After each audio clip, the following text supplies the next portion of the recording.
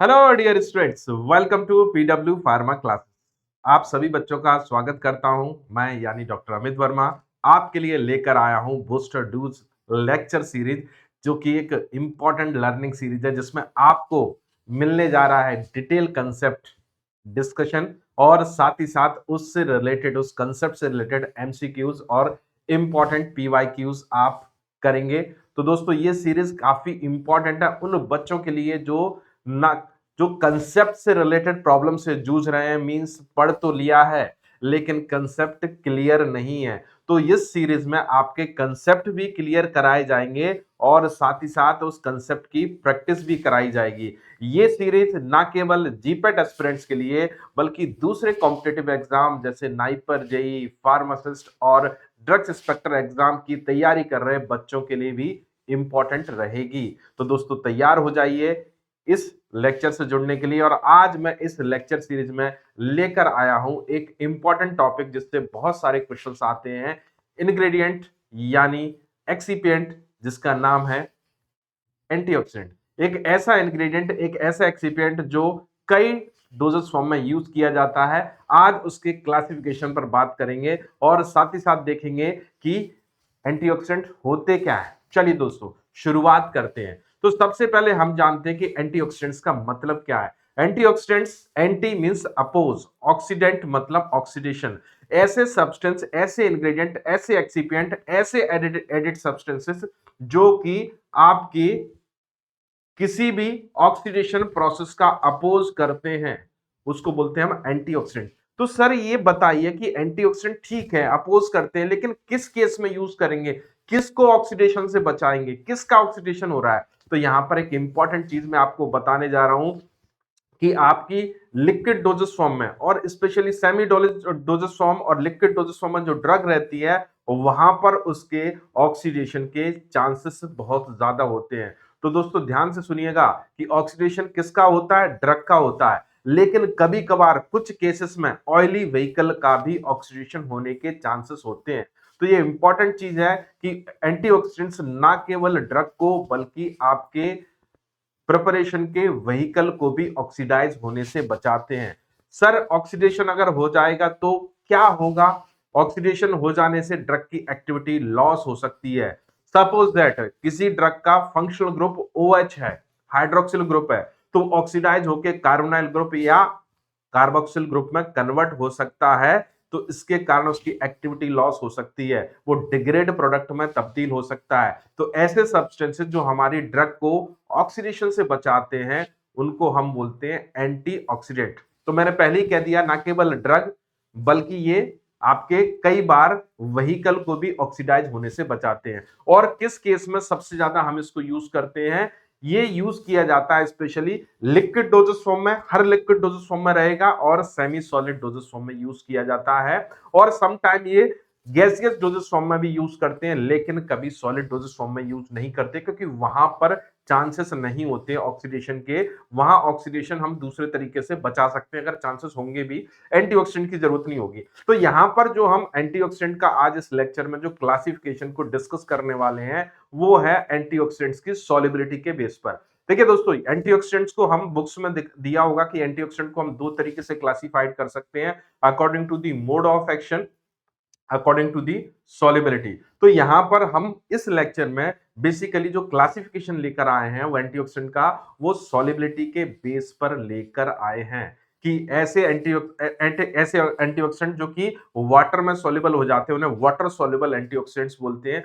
और ऐसे एंटीऑक्सीडेंट जो कि ऑयल में सॉल्युबलाइज हो जाते हैं, ऑयली व्हीकल में सॉल्युबलाइज हो जाते हैं, उनको ऑयल सॉल्युबल एंटीऑक्सीडेंट का नाम देते हैं। तो यदि यहां पर आप देख पा रहे होंगे कि यहां पर ये पूरा का पूरा आप फ्लो चार्ट आप देख सकते हैं, तो यहां पर वाटर सॉल्युबल एंटीऑक्सीडेंट्स आप देख सकते हैं कौन कौन से होते हैं। इसमें चार कैटेगरी बेसिकली दी गई है: sulphurous acid salt, ascorbic acid and their isomers, thioderivatives, और एक लास्ट में अमीनो एसिड जिसमें आपका सिस्टीन आता है।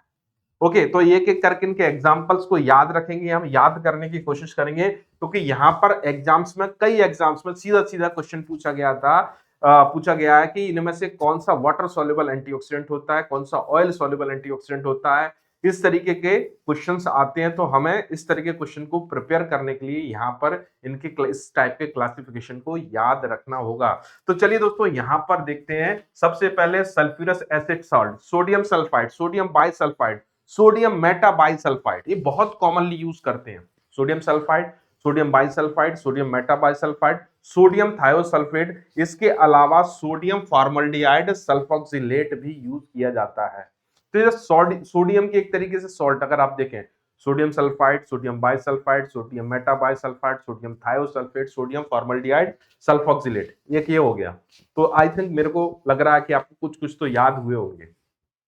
अब आते हैं हम एस्कॉर्बिक एसिड आइसोमर्स, इसमें एल एस्कॉर्बिक एसिड और आइसो एस्कॉर्बिक एसिड कैटेगरी में आता है। तो मतलब एस्कॉर्बिक एसिड वाले जितने भी आपके एंटीऑक्सीडेंट होते हैं वो वाटर सोल्यूबल होते हैं। एक आपने अमीनो एसिड का नाम सुना होगा, कौन सा? सिस्टीन अमीनो एसिड, ये भी वाटर सोल्यूबल एंटीऑक्सीडेंट नेचर रखता है। इसके अलावा अगर दोस्तों आए थायोल डेरिवेटिव, ये भी बहुत ज्यादा यूज किए जाते हैं as a water soluble antioxidant. यहां पर अगर हम बात करें तो दोस्तों कौन कौन से होते हैं? थायोग्लिसरॉल हो सकता है, थायोग्लाइकोलिक एसिड, थायोलैक्टिक एसिड, थायोयूरिया और ब्यूटा थायोल और एसिटाइल सिस्टीन भी इसी कैटेगरी में आता है। तो दोस्तों देखिए यहां पर अगर एसिटाइल सिस्टीन को छोड़ दें तो सब में थायो आ रहा है, थायो थायो थायो और बीटा थायो।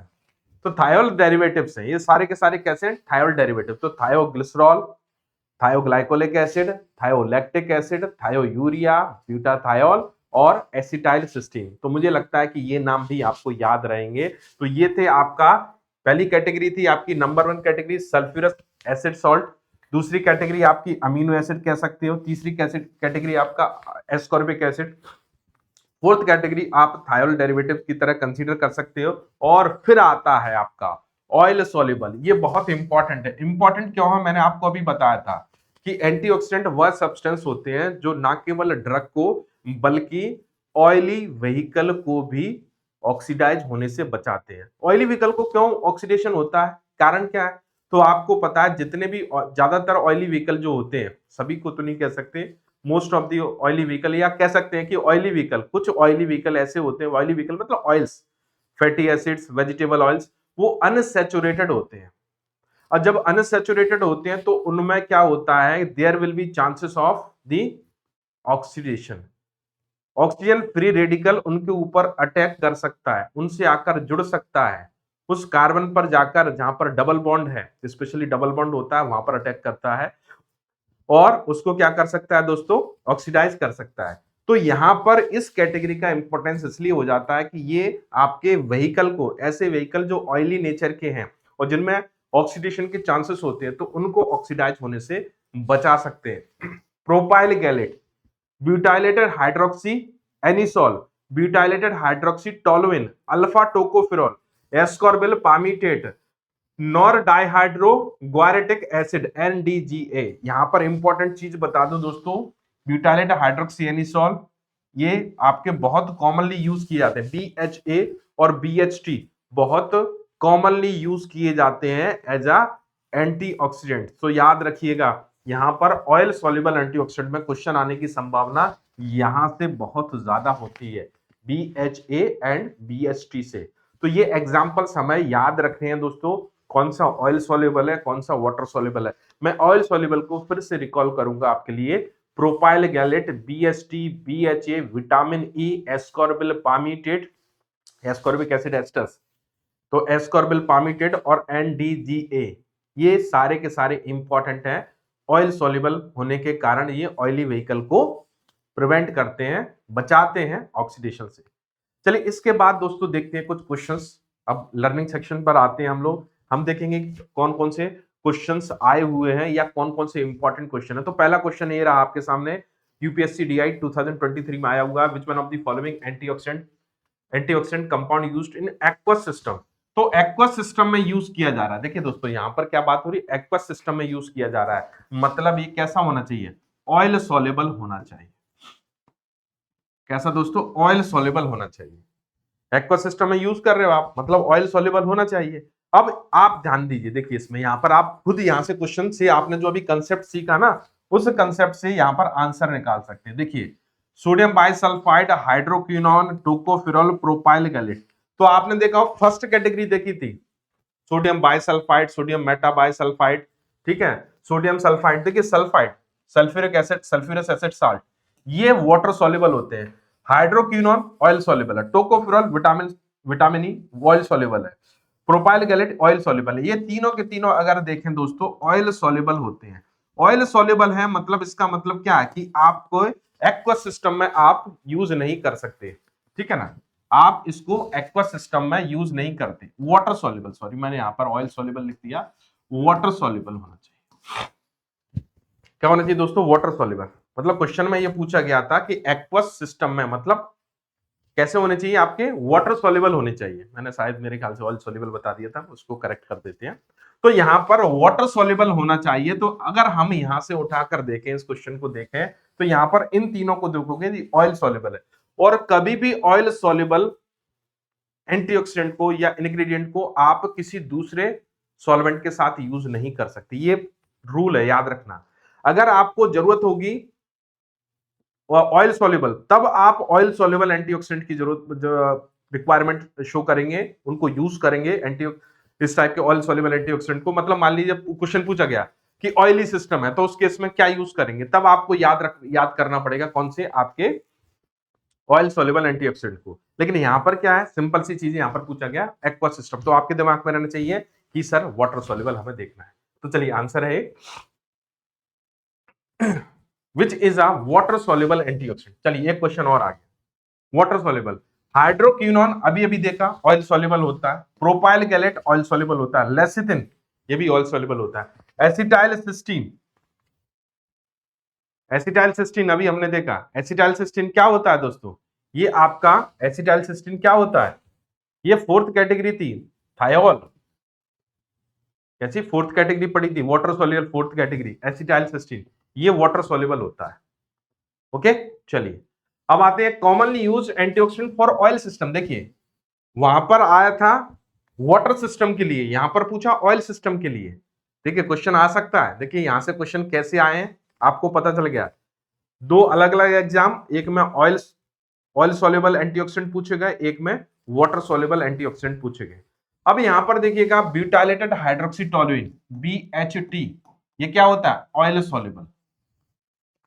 Ascorbic acid, sodium metabisulphide, thioglycerol, इन तीनों को अगर देखें, ये तीनों के तीनों कैसे हैं दोस्तों? वाटर सॉल्युबल होते हैं। ये थायरोइड डेरिवेटिव, ये आपका सल्फ्यूरस एसिड डेरिवेटिव, ये आपका एस्कॉर्बिक एसिड, ये सभी के सभी वाटर सॉल्युबल होते हैं। तो यहां पर आपका आंसर क्या हो जाएगा दोस्तों? ए, ब्यूटाइलेटेड हाइड्रोक्सी टोलुइन। ये इंपॉर्टेंट है दोस्तों क्वेश्चन। चलिए आंसर ए है। अब आते हैं क्वेश्चन नंबर 4 पर, जो कि केरला फार्मासिस्ट एग्जाम में पूछा गया, एंटीऑक्सीडेंट यूज्ड इन लिपस्टिक। अभी क्वेश्चन आया तो लगा बड़ा कठिन क्वेश्चन है, हम कैसे याद रखें? तो आपको लिपस्टिक फॉर्मुलेशन को सोचना पड़ेगा थोड़ा सा। लिपस्टिक फॉर्मुलेशन में ज्यादातर ऑयल, फैट्स और वैक्सेस यूज करते हैं। तो वहां पर एंटीऑक्सीडेंट भी हमें कौन सा यूज करना पड़ेगा? ऑयल सॉल्युबल एंटीऑक्सीडेंट यूज करना पड़ेगा। लेकिन अब ऑप्शंस पे जाते हैं। यहां पर अगर देखें, तीन ऑप्शंस को देखें, ये तीनों ऑप्शन ही एंटीऑक्सीडेंट नहीं होते। लकीली ईओसिन एंटीऑक्सीडेंट नहीं होता, कोकोनट ऑयल एंटीऑक्सीडेंट नहीं होता, ना ही टाइटेनियम डाइऑक्साइड एंटीऑक्सीडेंट होता। केवल यहां पर एक ऑप्शन है, वो भी आपका BHT। क्लियर? हमें तो याद भी है कि BHT कैसा होता है, कैसा होता है? ऑयल सॉल्युबल एंटीऑक्सीडेंट होता है, जो लिपस्टिक में यूज करेंगे। एकमात्र एंटीऑक्सीडेंट दिया हुआ है, वो भी ऑयल सॉल्युबल है। तो यहां पर आपको अगर एंटीऑक्सीडेंट का एग्जांपल भी याद होता ना, तो यहां पर आप आंसर निकाल लेते हैं। चलिए अब आते हैं लास्ट क्वेश्चन पर। If the iodides are used in solution as a expectorant, iodide आप प्रिपरेशन में यूज कर रहे हैं as expectorant, it is protected by sodium thiosulphate, और उस आयोडाइड को आप प्रोटेक्ट कर रहे हो सोडियम थायोसल्फेट, तो आपके दिमाग में चलना चाहिए सर सोडियम थायोसल्फेट किस काम में आता है? Oxidising agent, neutralising agent, acidifier, antioxidant. अभी अभी पढ़ा था हमने सोडियम थायोसल्फेट, थायोसल्फेट किस कैटेगरी में आता है? Water soluble antioxidant. पर यहां पर तो पूछा ही नहीं गया, यहां पर सिंपल ही पूछा गया है, एग्जांपल से क्वेश्चन है। तो आपके दिमाग में क्लियर था कि सर एंटीऑक्सीडेंट होता है सोडियम थायोसल्फेट, उसको आप इस प्रिपरेशन में यूज कर रहे हो। तो आंसर यहां पर क्या हो जाएगा दोस्तों? D. Thank you so much. तो दोस्तों मिलते हैं हम लोग नेक्स्ट वीडियो में कुछ इस तरह के और इम्पोर्टेंट कंसेप्ट्स के साथ और इम्पोर्टेंट एमसीक्यूज के साथ। तो मजा आने वाला है दोस्तों इस सीरीज में। जुड़े रहिए और देखते रहिए पीडब्ल्यू फार्मा चैनल को। Thank you so much.